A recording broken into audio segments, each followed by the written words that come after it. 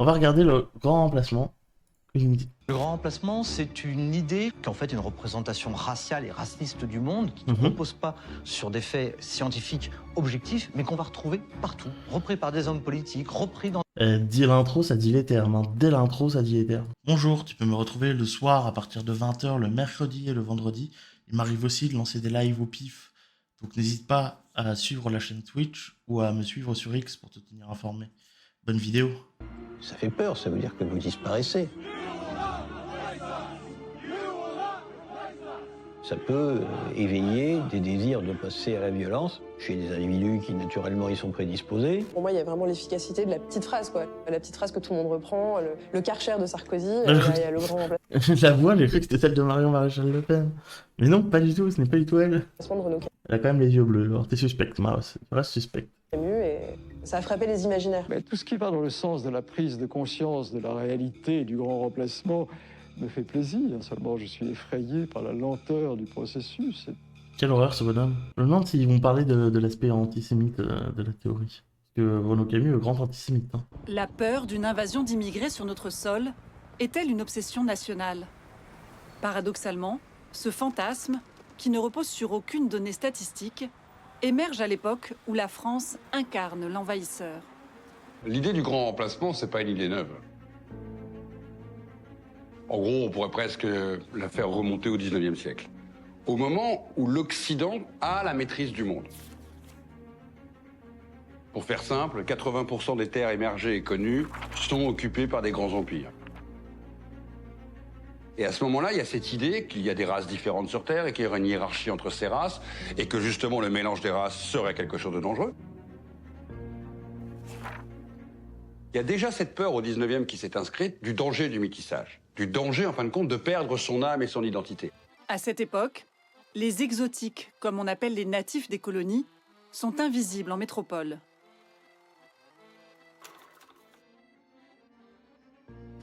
Quel enfer. Vous vous rendez compte, on a mis des humains dans des zoos, quoi. Non mais putain. Les Français les découvrent lors d'expositions coloniales, où ils sont présentés en bêtes mystérieuses.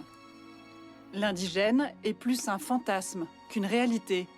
Le grand méchant loup, qui menace de dévorer la France. En 1894, un livre va faire un tabac. Un succès incroyable, plusieurs millions d'exemplaires.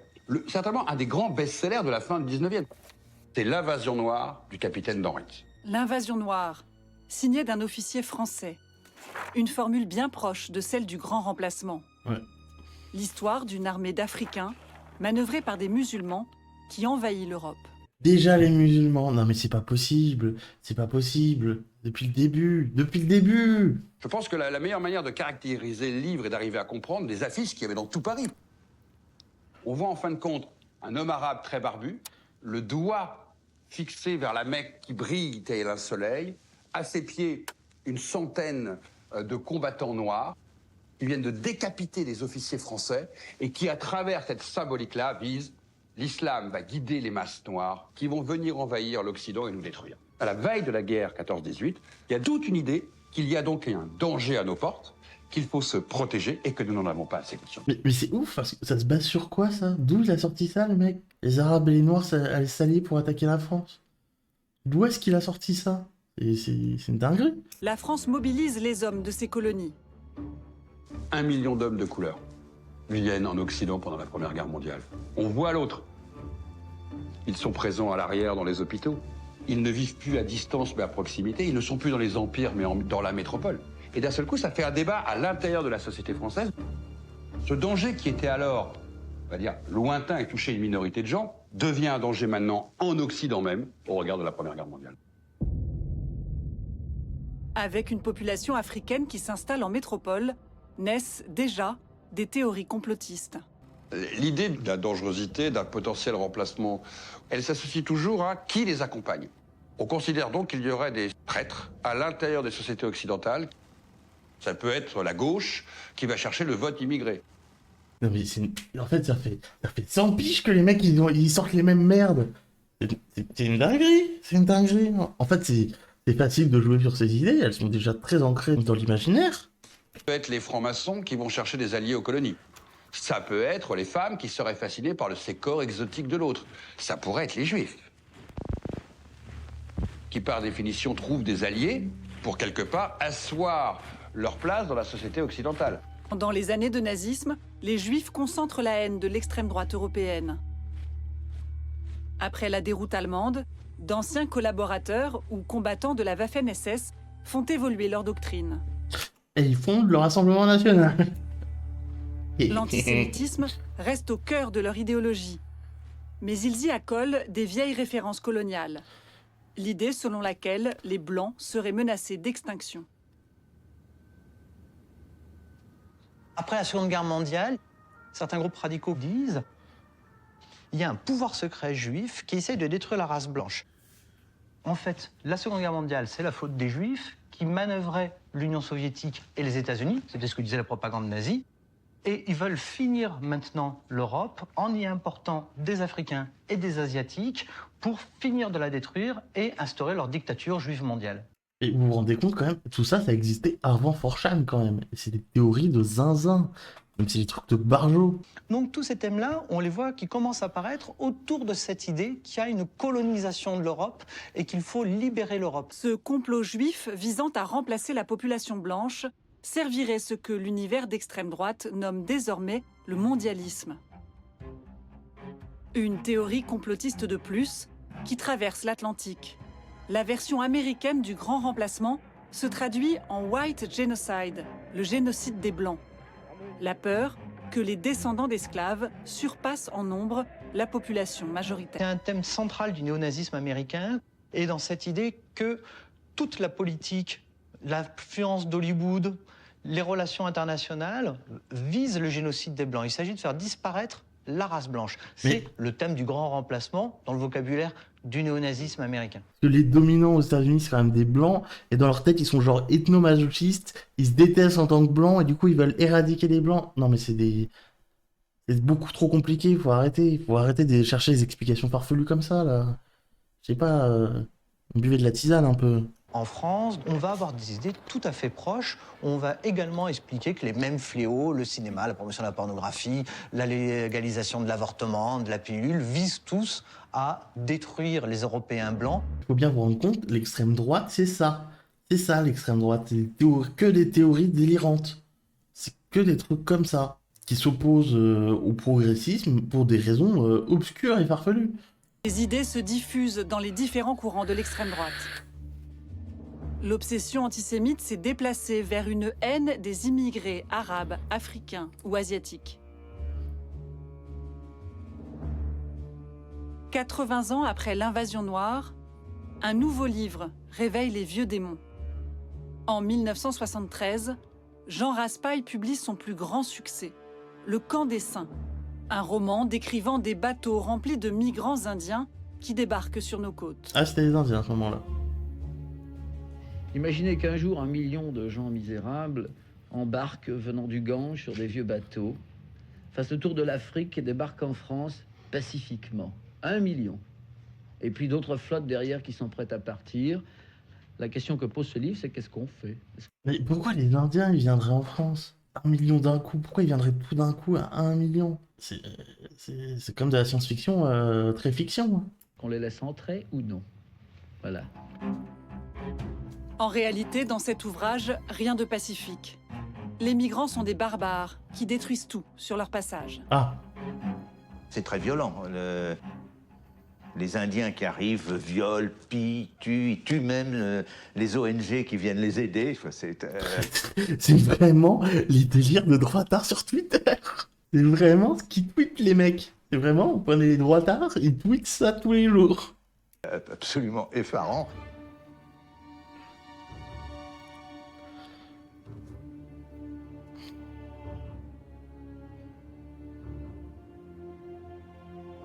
Dans le livre, il parle de grande migration. C'est pas le grand remplacement, mais il y a déjà le mot grand. Ce qui est affirmé, c'est la fin de la civilisation française. 12 ans plus tard, le romancier se mue en journaliste. Il affirme, chiffre à l'appui, que la réalité va dépasser la fiction. Bah voyons.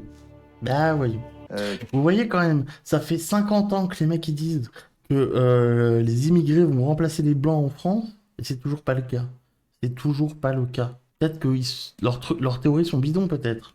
Quelques années plus tard, après son roman, un dossier qui est resté célèbre du Figaro Magazine, dont le titre était « Serons-nous français dans 30 ans ?»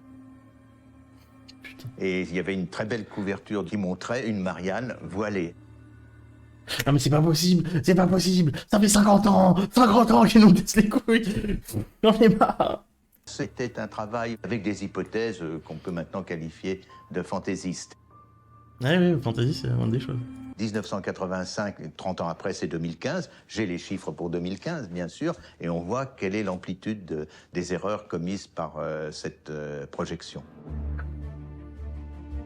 Même si ces chiffres se révèlent complètement faux, le romancier devient un phare de l'extrême droite. Le magazine Valeurs Actuelles, 30 ans après la une du Figaro, le qualifie même de prophète. Alors qu'on vient de dire qu'il avait tout faux. Hein.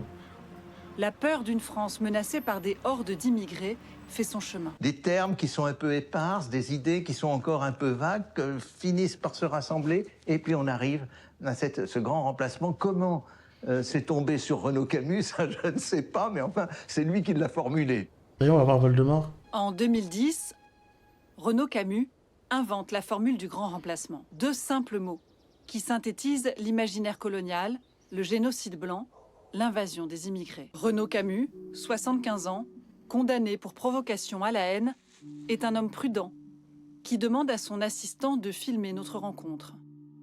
Pourquoi vous filmez, vous aussi, cet entretien ? Ah, parce que nous sommes habitués aux plus mauvaises expériences dans ce genre-là, des montages incroyables, des phrases isolées, sorties de leur contexte. Donc, très malheureusement, nous sommes obligés d'avoir une certaine méfiance. Mais malgré cela, vous continuez de recevoir des journalistes chez vous. Oui, je le fais, oui. Renaud Camus aime se raconter. Il décrit sa révélation lorsqu'il aperçoit des femmes voilées dans un village médiéval. Le symbole, à ses yeux, de la disparition de la population française au profit d'une immigration non européenne. L'origine de la formule qu'il a inventée, le grand remplacement. Je suppose qu'elle m'est venue par assimilation avec d'autres formules semblables pour désigner des époques, la Grande Peste, la Grande Guerre, la Grande Dépression. Il y a d'autres termes qui décrivent tout aussi bien la situation. Moi, j'assume totalement le terme de colonisation, et même de dire que l'Europe est aujourd'hui beaucoup plus colonisée qu'elle n'a jamais colonisé elle-même. Bah, oui, carrément, oui. On est Selon dirigé Renaud par une Camus, puissance étrangère. ce remplacement de population serait synonyme de déclassement, de violence et de décadence. Son livre, Le Grand Remplacement, qu'il dédie à Jean Raspail, est truffé d'expressions guerrières. La conquête et la conversion islamique. L'étouffement programmé de grandes cultures. Les cohortes serrées du grand remplacement.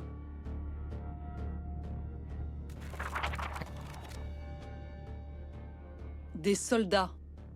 Le bras armé de la conquête. Putain, mais quel enfer. Sur Twitter, il va plus loin encore. Il évoque un génocide par substitution des Européens. Annoncer aux Africains qu'on tirera sur eux s'ils continuent leur invasion. Non, mais c'est un délire de dire des trucs comme ça dans la vie. Après, forcément, quand t'es dans une relation d'invasion d'un ennemi, tu te sens en légitime défense d'être violent, quoi, mais... Je passe mon temps devant les tribunaux, où je suis d'ailleurs en général condamné, parce qu'il ne faut pas dire ceci, parce qu'il ne faut pas dire cela, c'est-à-dire parce qu'il ne faut pas nommer l'évidence. Oui, évidemment, ce sont... en très grande, sinon en majeure partie, des transformations de nature ethnique, bien sûr. Cette vision du remplacement d'une population par une Bizarre, autre ce Dieu. est contredite par les études scientifiques. Mais pour lui, la science n'est qu'un détail.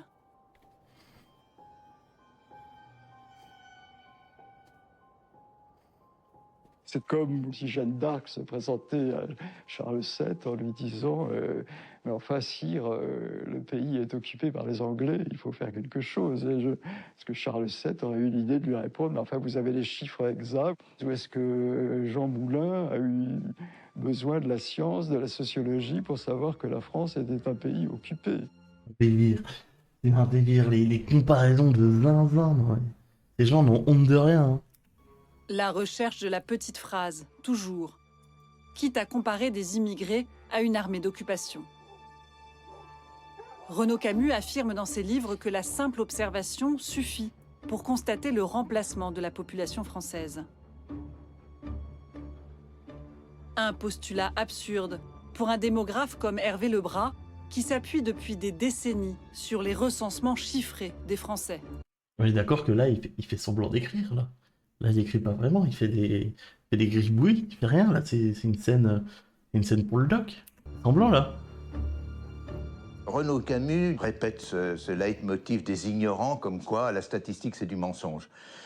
C'est pas dans son château de Plieux qu'il peut comprendre comment sont les 67 millions de Français. Il n'y a aucune chance. Là, ils l'ont doxé. Ça y est, ils l'ont doxé. Pour comprendre qui sont les 67 millions de Français, il faut des statistiques. Quand on regarde la dernière année, il y a eu 109 000 immigrés de plus. 109 000 sur une population de 67 millions d'habitants. Comment voulez-vous que 109 000 personnes arrivant chaque année remplacent la population française? C'est absolument impossible. Et puis, pour qu'il y ait un grand remplacement, il faudrait qu'il y ait vraiment, d'un côté, une population homogène, celle qui va être remplacée, et puis de l'autre, une autre population homogène qui remplace. Mais non, parce que dans leur tête, il y a la population homogène française, et il y a toutes les autres populations qui forment un bloc qui est pas blanc, en fait. C'est le bloc des pas blancs. Donc peu importe ce qu'ils sont pas blancs. Donc ils remplacent. Ils n'ont pas besoin d'être homogènes, hein. C'est ça qu'il faut comprendre, c'est les blancs versus le reste du monde. Or, dans les deux cas, on n'a pas ces deux populations homogènes. Il y a une très grande mixité. La moitié pratiquement des descendants d'immigrés sont des descendants d'unions mixtes. Donc très rapidement, quand on arrive à la... Non mais ça pour eux, ça compte pas. Ça compte comme des pas blancs. C'est des remplacés. Enfin, c'est des remplaceurs. C'est pas blanc, c'est remplaceur. C'est ça qu'il faut comprendre dans leur logiciel de pensée. Deuxième ou troisième génération, l'ascendance est extraordinairement variée.